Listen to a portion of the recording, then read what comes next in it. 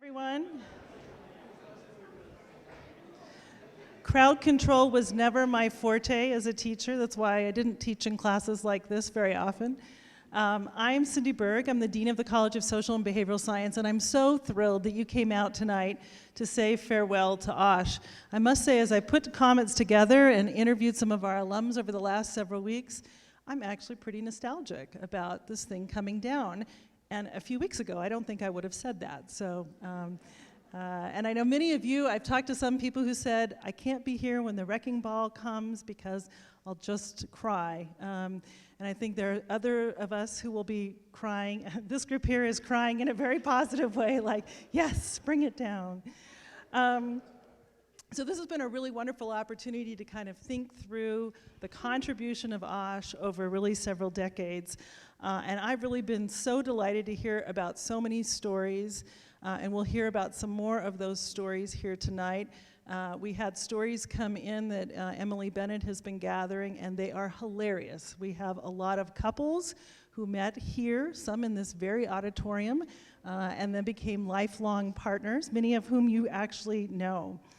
We began the event today with the College of Social and Behavioral Sciences Research Day as a way to really showcase the great research that's being done in this college across so many different fields. And so we have a lot of our students here tonight. These projects, we'll hear about the winners. We're going to start with the winners, and then please stay for the whole event because you're going to hear some really funny stories about OSH from some very special people, I think, tonight. So we're going to begin with the undergraduate award, I think. Okay, and so, and my able assistant here is Associate Dean Rick Forrester, who's organized Research Day. So the undergraduate award in third place for economics was Jess Esplin for capital account liberalization and income inequality.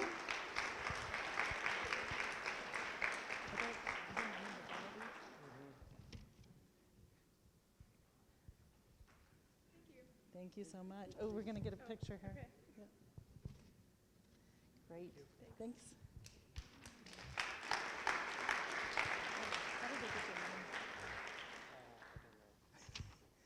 In second place, also from the Department of Economics, George Rao, comparison of cost per pupil between Utah youth across public school, charter schools, and youth in custody.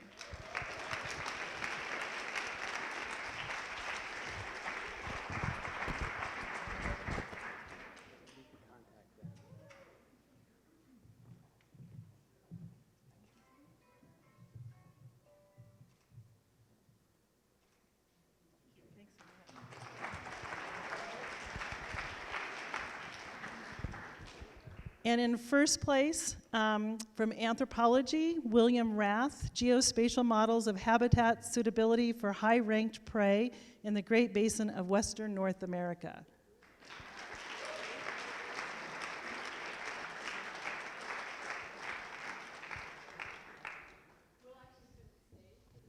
I was going to say, you don't look like me.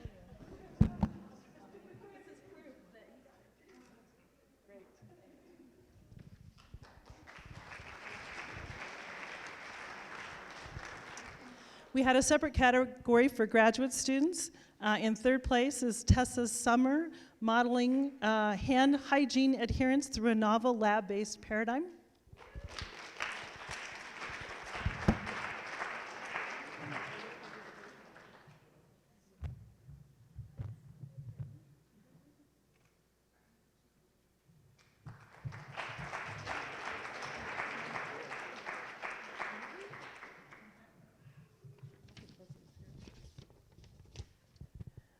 In second place, from geography, Aaron Pulver, optimizing medical drone placement.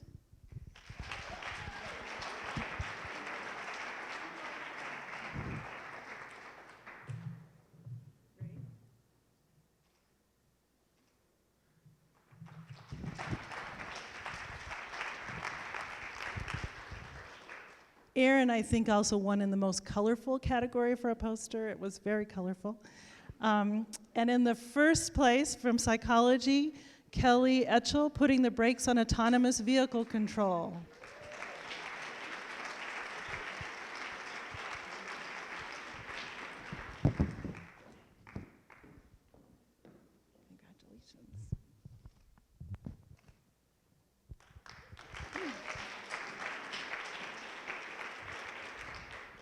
We have a student choice, and this is one where the students vote. All of the rest of those, just so to give you a little background, judges actually went around to each of these posters, and students had to describe the results.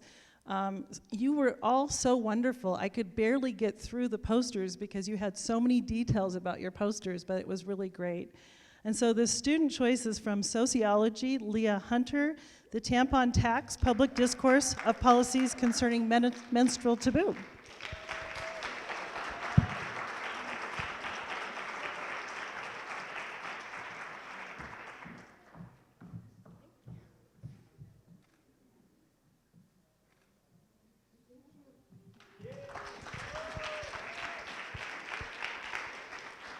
And someone from our staff will be in contact with each of you, because besides this wonderful certificate, there's actually some cash prizes with those as well. Every year, we actually give a prize for the greatest participation by a department on the basis of their tenure track faculty. This year, yet again, the Department of Anthropology is the winner. So I don't know, is Leslie here? Oh. Okay, so Leslie is out of town, but Professor Alan Rogers will take the prize.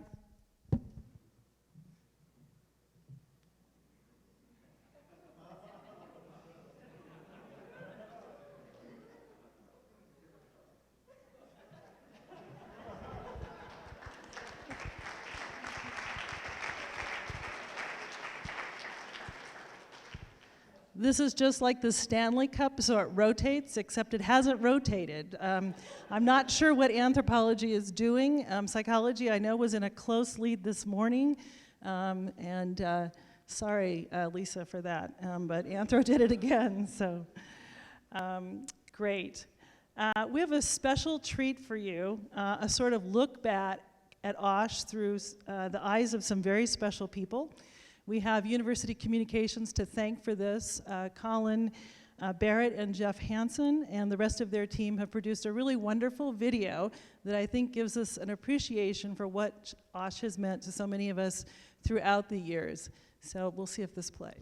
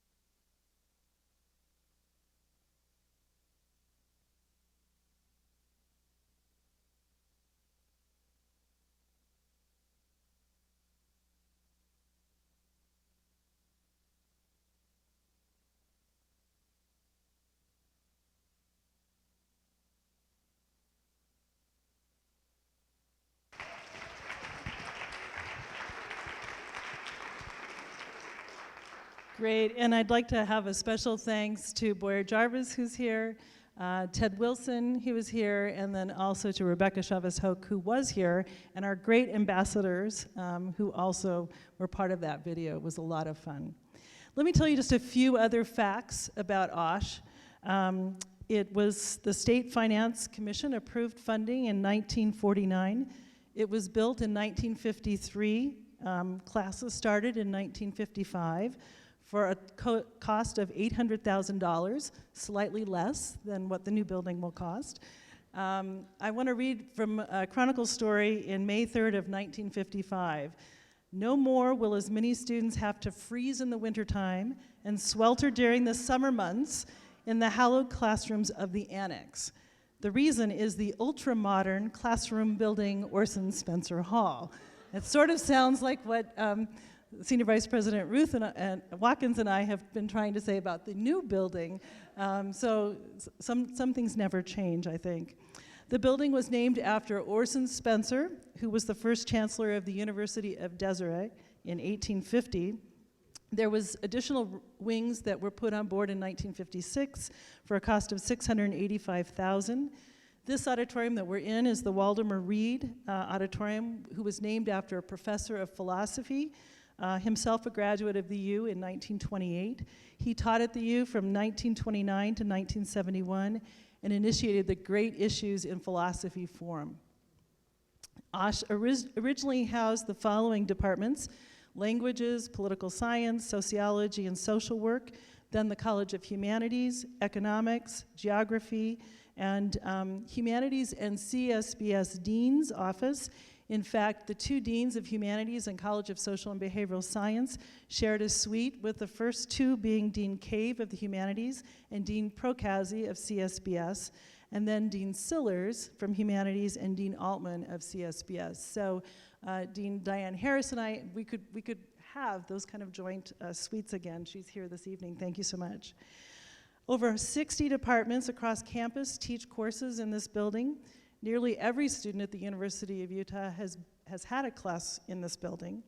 And there's over 20,000 students who come through these doors every year, which is just truly amazing.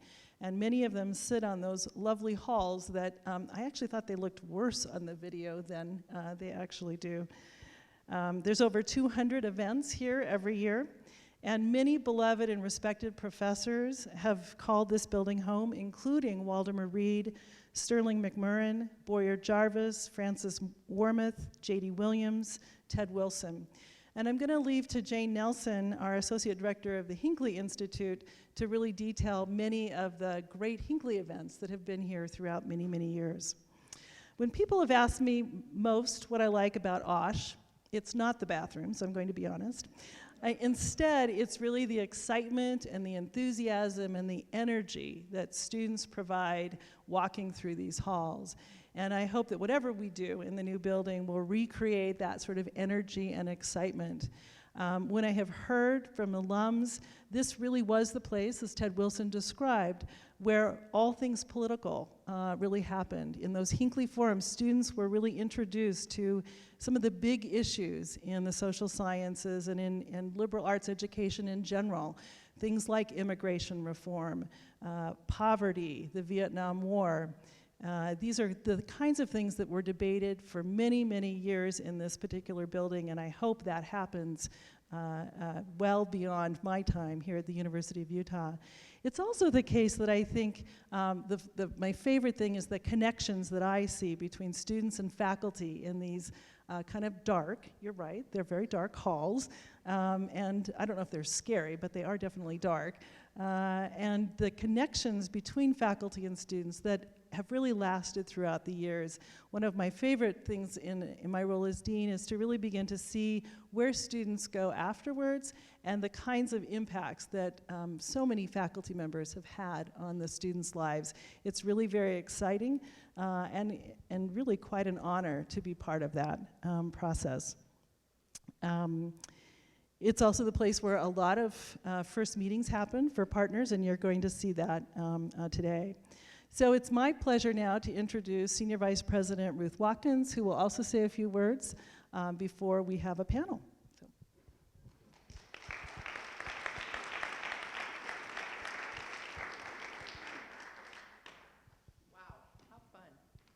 love that video. How about the person who said, OSH is a part of me? What a great line. OSH is indeed a part of us. It's a part of this institution in such an important way. I think certainly Orson Spencer Hall has served us long and well at the University of Utah. Literally and figuratively, the heart of the University of Utah. Geographically, here we are in the center, but also here we are in the center in terms of students' education. Hundreds, really hundreds of thousands of people have learned in this space, and that is a remarkable thing. Some of you are in this room tonight who spent a lot of time learning here. On the faculty side, certainly research breakthroughs have happened here. Very, very important things, both the teaching, the learning, and the discovery that has taken place here. So I am interested in this group. How many of you are alums? Graduates. Okay, here's a little test. I'm going to ask some of you what class you can remember taking here. Right, how about one of these front row people? Yes? Poli-Sci 101. What was that class? Do you remember? All right, very good. That's pretty good. Now everybody's going to be scared to speak. But Introduction to Political Science it was. Who else? Something different. Film Studies 101. Very good. It was a great place to watch movies. Citizen Kane. Okay, that's great. What else? What do you remember taking here? Something different. Yeah, David. Creative writing. Very good. So you begin to get a sense of the breadth from film to political science to creative writing. What else? Something else somebody remembers taking here. MassComm 150 with Bob Avery and Marjorie. Ah, very good. MassComm 150, and even the professors you can remember. Great. So clearly, yes, go ahead.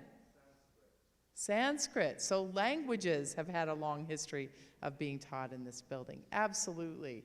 So many of you are great representatives of the influence of this building in terms of your lives and your learning and your experience, both as students and some of you as faculty as well, and now as successful alums who have done many great things in the world. So this is a day where we celebrate this wonderful long service of this building, and we celebrate, I think, just as much and maybe a little more that this service is drawing to a close. I think we look forward in a tiny preview of what is ahead. In the fall, this is just a little tiny spoiler without too much spoiling, we will celebrate a groundbreaking for the new space where thousands of people who come behind us will learn, will teach, will discover, will engage in scholarship of all types and kinds.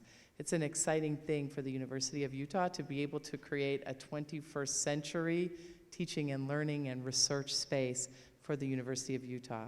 My wish, my goal, what we are working on many hours of every week is to make sure that the new building remains the heart and the soul of the University of Utah, to honor your legacy as people who were important parts of the first Orson Spencer Hall, to those who will come for decades behind us, generations behind us, who will learn, study, and discover in this space. Thank you so much for your support and for the opportunity to be part of it.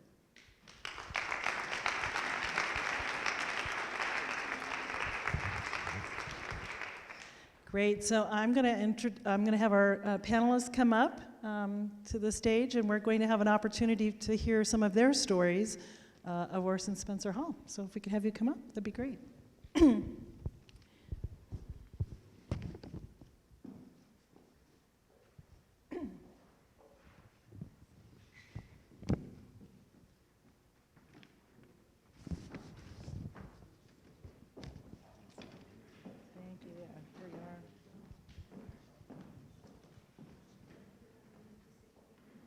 Great. Well, let me very quickly introduce people, and then I'm going to have them just talk. So we have Mayor Ben McAdams, who is a political science alum, and then went off to a pretty good school, Columbia, for law school. And next to him is Madison Black, our former ASUU student body president, who's graduating in biochemical engineering and then is entering an MPA program in our college. So we are thrilled that she's going to become one of our own. Brian Haslam has a BS and an MS in geography. I think you were just a few credits away from your PhD, right? Or something like that thesis. But went off to start his own business and is very successful in CityWorks and is also a distinguished alum of the college. Sitting next to him is Angus Edwards, bachelor's in political science and JD in law, and is now at Jones Waldo. Sitting next to him is Jane Nelson, associate director of Hinckley Institute, and next to her, Renee Marita, political science, BS, and an MPA, also a Hinckley intern, an adjunct professor, and a distinguished career in human resources, and also a distinguished alum of our college. So I would like to just start by having each of them talk about a particular memory that they had in OSH that was especially memorable, and I think we'll have you start, Mayor McAdam. Great, thank you. So the first memory that came to mind is when I walked into this room. I was an electrical engineering. I started as an electrical engineering major and had to take Political Science 101 as a required class, and had the misfortune, at least from an electrical engineering perspective, of being in Dr. Dan Jones' Political Science 101 class, and that's where the aspiring engineer went off the rails. So I remember, in fact, so we took our finals in this room. It wasn't as nice as it is now, and that's hard to say, but it was in worse shape than it is today. But I still remember it being in Dr. Jones' Political Science 101 class, and he gave a particular lecture that was memorable to me, where it was 1997, and President Clinton had just been elected to his second term as president, and Dr. Jones told all of us as his Political Science 101 students that he expected that we would watch the inaugural address that following week. And so I went, and I had a good friend of mine in the class with me who I was a Democrat, he was a Republican, and he said, "Hey, I work for Delta Airlines, we should just go to Washington and watch the inauguration." Dr. Jones told us we should totally do it. He helped us contact our congressional delegation. We got some tickets, which meant we were about 2 miles back with, on the mall, but we could see the inauguration. So we went to DC and attended the inauguration. Like I said, that was the beginning of the end of me as an electrical engineer. What was the final nail in the coffin of me as an engineer was then, I remember one day getting called into the office by Ted Wilson. Is Ted still here? I talked to Ted a little bit earlier. Ted. Yeah. Ted heard about me, I think through Dr. Jones, and called me in and challenged me and my friend Brett, as a Republican, to really breathe some new life into the college Democrats and college Republicans, and to do it through the Hinckley Institute. And that's when Ted became a mentor to me and helped to, really, we got a college. There wasn't a strong college Democrats present here at the time, so we got that up and going. We did a lot of stuff with the college Republicans, joint voter registration and different things. And Ted became a lifelong friend and mentor of mine, and just killed the engineering degree. So that was the end. I enrolled in political science, changed my major, and the rest is history. I'm sorry to say I can't stay the same. OSH did not convert me to engineering. I stuck with engineering. Good. But that's great. I have so many memories in OSH, even though I am an engineering student. And I think that's something that was so critical for understanding that this building really needs to be revived and revamped, because there are so many people from all different majors, all different walks of life that come into this space in the heart of campus and really learn here. Some of my favorite memories are taking freshman courses here. I remember taking classes for the Honors College. I took a class called Reacting to the Past, where we learned about a certain time in history, and then we acted it out. And it was so much fun. It was such a fun class. And then also, when I ran for office, when I ran for student body vice president, I had my debates in the Hinckley room. And I still got jitters walking outside that Hinckley forum, remembering what it was like before going into that room and debating. And it's so cool to walk through these halls and think of all of those memories. And this building, although it has so many memories for people, I hope that everybody can see how many more memories it will make for the future students here, and how we'll be able to really create this space and really make it a place for learning, a place for students to come and thrive and want to be here and want to engage. And I was really honored to be part of the process of helping this project become a reality. Well, it's an honor to be here, and as I thought about what I could share, and seeing, as I would always call him, Mayor Ted, you know, I was able to make the maps for Mayor Ted Wilson's book about Salt Lake City. Remember that? Yeah, it was a wonderful experience. I spent 10 years of my life here, 7 years as the director of the Digit Lab. I had the good fortune to just be in the right place at the right time and be able to be the founder of the Digit Lab. And I thought I would just share a little bit of that story. Is there anybody here from geography? All right, good. So when I first came into the department as I was finishing up my bachelor's degree. I had actually been in geology and decided that I didn't want to raise my family in places like Clay Basin, Utah.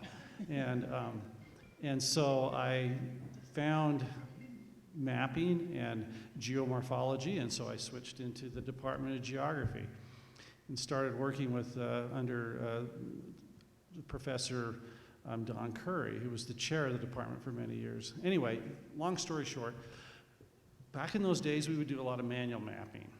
That's the kind of maps I made for TED. And it was very detailed, kind of tedious work. And along the way, I had developed an interest in digital mapping, but in 1987, that just was not in anywhere kind of on the mind of anybody, really. There were some professors who were doing it, but it was really simple stuff. And I was interested in geographic information systems. And I was able to, talk my way into some training with the U.S. Geological Survey for GIS. And I came back and I was beginning my master's program. And I knew I had GIS training, and that was very unique. And the latest systems. Well, anyway, that every year, and does anybody remember Dean Howard Ball? And so, and the academic vice president was there. I can't remember the name of him, but they would come through the department, and they would do a little kind of check up of the department and talk to everybody. And my responsibility at that point, I was running the GRL, which was the precursor to the Digit Lab, the Geographic Research Lab. And it was a mapping place. And my job was to show all these pretty maps that we were making. And we had lots of maps, and we made great maps, and many of them still published today. And so I laid them all out all over the light tables, all these beautiful maps. And in walks Dean Howard Ball and the academic vice president and a bunch of the faculty. And I thought, wow, I'm never going to get a better opportunity to, say what I really want to say. And so I showed the pretty maps that I was supposed to do. I was an employee of the department at that point. And then, much to the gasp of many of the faculty who were there, I went on to say, but what we're teaching isn't going to help our students from mapping. It's not going to help them. It's not going to help them move forward because we're behind. And I went on to tell about GIS. And I said, and I fully expected to be terminated right after this because there was a gasp in the room from the faculty as I was basically saying what we were teaching the students was giving them skills that were 50 years old and 100 years old and outdated. And we needed to change and give them the skills they need today. And anyway, long story short, there was a gasp in the faces on the faculty, and I knew I was really in trouble. But Dean Howard Ball sat there and contemplated what I said, and then he said, you know, I think you're right, and we're going to do something. And I was really impressed. And that moment, the Digital Lab would not have happened had not that occurred. And I think it speaks a lot for, you know, this college and this building and the quality of people who were here that saw a graduate student giving a vision of what we should do, and they were open-minded enough to consider it. And that's how I was able to have the opportunity to be the founder of the Digital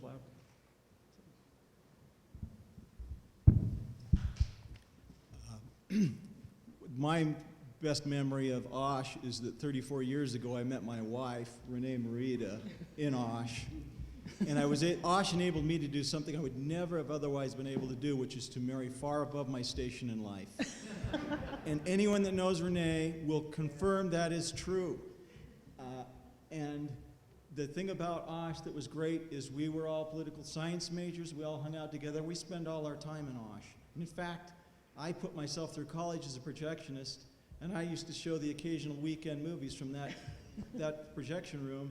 And I was shocked to see the projectors up on the ceiling now. It's a complete waste of the projection room and those xenon projectors.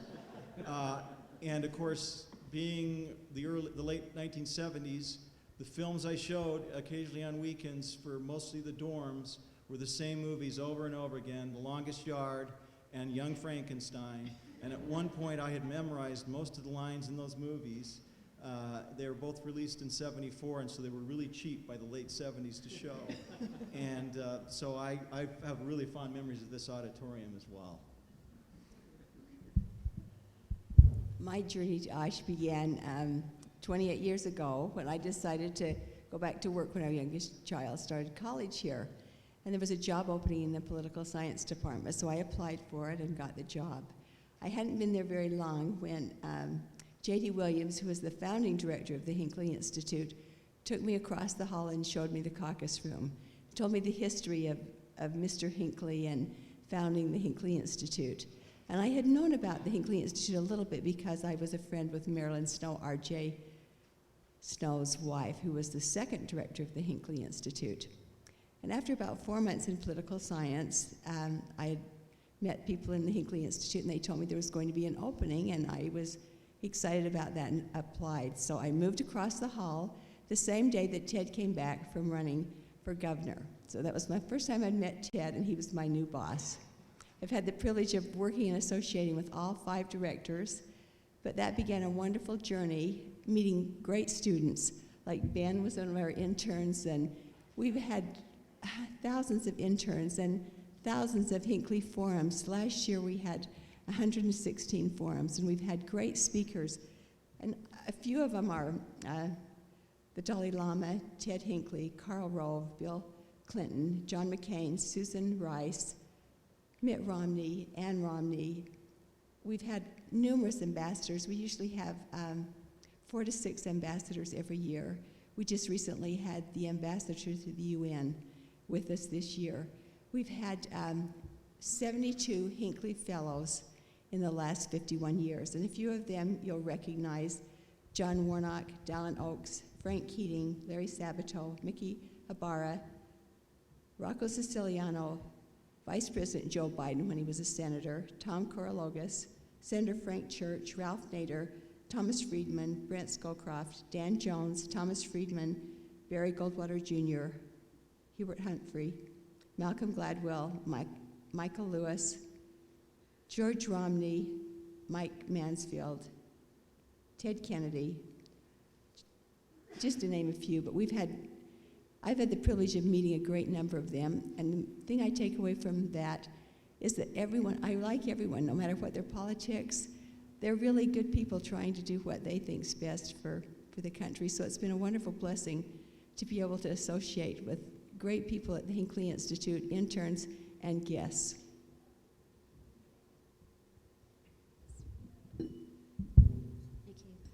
I'm Renee Morita, and as Angus mentioned, I actually married above my station. So anyway, when I think of OSH, I think of it as a treasure chest. And when I open the doors, I get a flood of great memories, of beautiful, bright memories. And some are actually pretty hilarious, some are pretty serious, and some were life-changing for me. I'll just give you a sample of one of the funniest memories that I have. And I know there was a student here who won a research project on tampons. Well, this relates to tampons, and back in my day, they had the adhesive feminine napkins. And I came to class late and sat in the back row, and I noticed that my friend that I went to high school with, she came walking down towards me in the back row, and everybody that she passed would just snicker at her and laugh. And she sat down next to me, and she goes, Renee, she goes, what is going on? She goes, everybody is like laughing at me and sneering at me. And so she took her coat off, and I looked, and her sister had actually stuck a feminine napkin on her sleeve as a joke.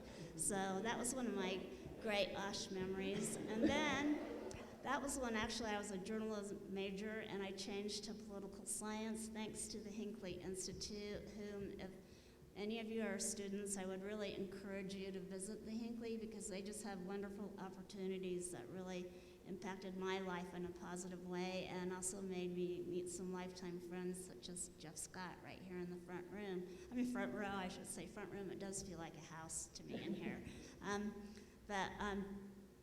I did have some wonderful experiences through the Hinckley, and the Hinckley actually led me to go to graduate school in public administration. I got my degree there, and then that also led me to my career in human resources. But through all of those experiences, I also stayed involved at the university. I had part-time jobs actually here in OSH, and so I probably spent half of my life here, because now I'm on the board for the College of Social and Behavioral Sciences, and I've been on the board for about 15 years, so I could say that I wish I could say I started coming here when I was 2, but that's not the case. So it makes me sad to see this building being torn down, but it also makes me happy to see the progress and how much progress the students and faculty have brought to this college, as well as the city, the state, and our country.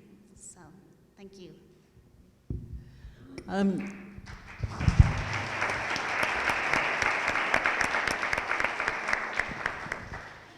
Maybe we could have one additional question for the panel, and then we can open it up if anyone else has other memories. But as you sort of mentioned, Renee, it's sort of sad to see this go, and I share your view. I've heard a lot of stories of debates that were really fun in this room, and tons of Hinckley forums, students just spilling out over in the halls. But if there was sort of one piece of OSH you'd like to see in the new building in terms of what we could carry forward, what would be some of your insights for what you'd love to see there as well? The restrooms. No, I think a place where students can gather and meet and share ideas, similar to, I think, you know how the library is set up, and that would be really nice to see. And then more collaboration, too, between departments, if that's possible. The same question for me? I just think an environment that can encourage students to develop and have great opportunities.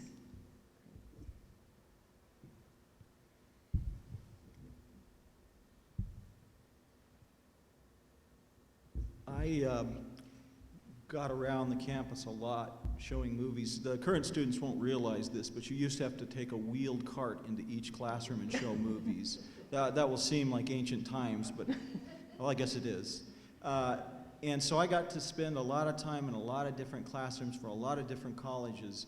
And with apologies to the engineering majors, I found the colleges in this building to be by far the most interesting. And I almost became an anthropology major. Those classes were fascinating. And I just think that that needs to happen, that all these interesting degrees are all in one place together. Oh, I got this. The take the GIS system and the integrative work that's done there that really can unify the research, because all research has, pretty much all research has a spatial component, and that's what GIS is really good at. Now, if I may, because I don't want everybody to, I don't want to, people have been talking about the restrooms. And can I just share one little thought about that? Yeah, we don't want to take the restrooms. But we've heard a lot of people laugh about the restrooms. So I just thought I would tell you one little experience before it doesn't detract with your great insight of what should be carried. But in the late 80s and 1990s, it was not uncommon on campus to have conferences here. And OSH, this auditorium, would be used in other facilities. It would be during the break. And WordPerfect, does anybody remember when WordPerfect would do those big conferences here? And anyway, sometimes that would attract, some kind of illegal things to this building. I don't know why, but it just would. Some narcotics and things. Maybe it's just because of the interesting people who would come to this building, right? And from all over.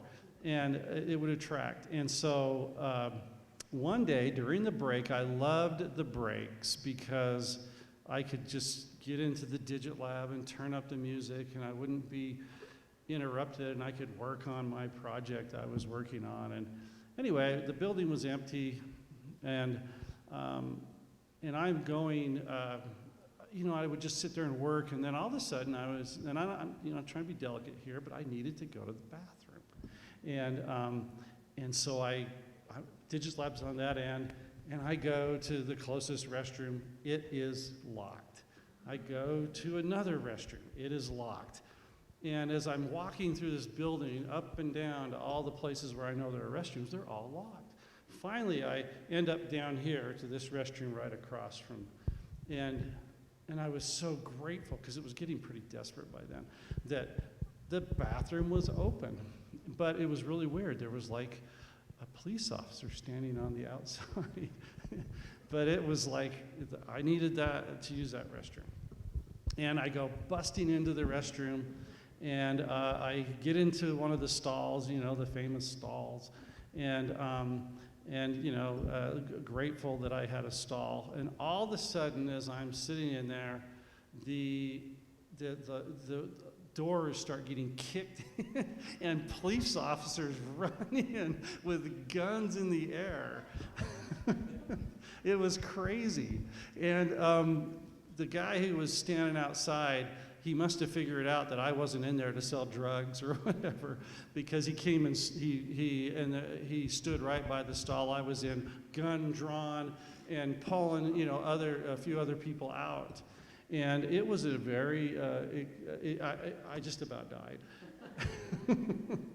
And so, let's not take the bathrooms of OSH with us.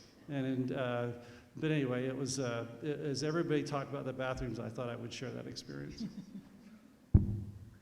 I was an orientation leader, and I remember, and I found some of my old notes from when I was training. And we give campus tour as a big part of the orientation. And I always remember coming to this part of campus and talking about the business building and the library. And then I'd say, oh, and there's OSH over there. It kind of, and I had in my notes, kind of feels like a high school. Try to tone it down a bit when you're giving the tour. And I just think OSH has so many wonderful memories, so many wonderful departments. We really need to make sure that this building is a reflection of what is in it, and that it's showcasing to students who are coming here that it's a place of learning, it's a place that they will want to come. And I think also we need to make sure that students are a part of the discussion, and I think our administration has done a really good job of making sure that students have input on this new building so it can really make it be a space that they can call their own. I'm happy that you brought up the bathrooms too, because I hear all the people speaking fondly of the women's restrooms. The men's restrooms did not have a good reputation when I was here. You know, I fortunately didn't have your experience, but I was never sure if it was urban legend or reality, but nobody would go to the OSH bathrooms after hours. You'd go over to the Union, you'd find another restroom, but we avoided the OSH bathrooms after hours and on the weekends. So I agree, no bathrooms. Like, don't take the bathroom reputation to the new building. But I'm happy to hear it sounds like the reputation hasn't stuck. So, you know, I think one of the things two things I think I would like. I remember as a student here at OSH, when I was here at the Hinckley Institute, I got a call once to say that Wayne Owens, Congressman Wayne Owens, I think he was former congressman at the time, was going to be speaking at a Hinckley forum, and that KUED would be filming it, and it would be broadcast on TV. And since I was a Hinckley junkie, I was invited to ask a question to Wayne, and could I come the next week at this time for the Hinckley forum, and I would have a chance to ask him a question. So it really stressed me out, and I spent all week thinking about what my question would be and writing it and practicing my question. And the time came for me to, you know, Wayne gave his speech, and then they opened it up for questions, and I got to go up and ask my question. So I go up, and I froze and could not get my question out. And so, like KUED does, the program aired for the next couple of months at periodic times, and people would come up to me and they'd say, "Hey, I saw you on KUED." It was so embarrassing. But I'm sure we will continue the Hinckley forums, and just that opportunity for college kids to get a chance to interact with people like a congressman and a presidential candidate, and that was so valuable to me. One of the things that I loved about OSH too, that I don't know in the digital age if or how you recreate this, but I loved the bulletin boards, and I can't tell you how many things I found out about that were just posted on the wall at OSH events or weekend happenings. One of the most significant for me was I had getting sucked more and more into politics and started volunteering on a campaign. And for those of you who have ever worked on a campaign, politics doesn't pay well. You know, you're working 40, 50 hours a week. I was squeezing in classes at the same time. And, you know, I had a stipend through the Hinckley Institute, and the campaign was paying a little bit. I think it worked out to about $2 or $3 an hour. And I remember finding on an OSH billboard an advertisement to donate plasma. And that was my lifeline, that I then started donating plasma. They paid $50 on the first time, and then it would be 20, 20, 20, and then 50 again. So if you kept up a regular pace, I doubled my income through plasma.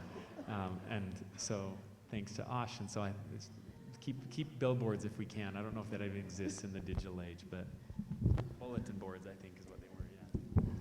Great. Well, thank you. And let's thank the panel so much for their participation tonight.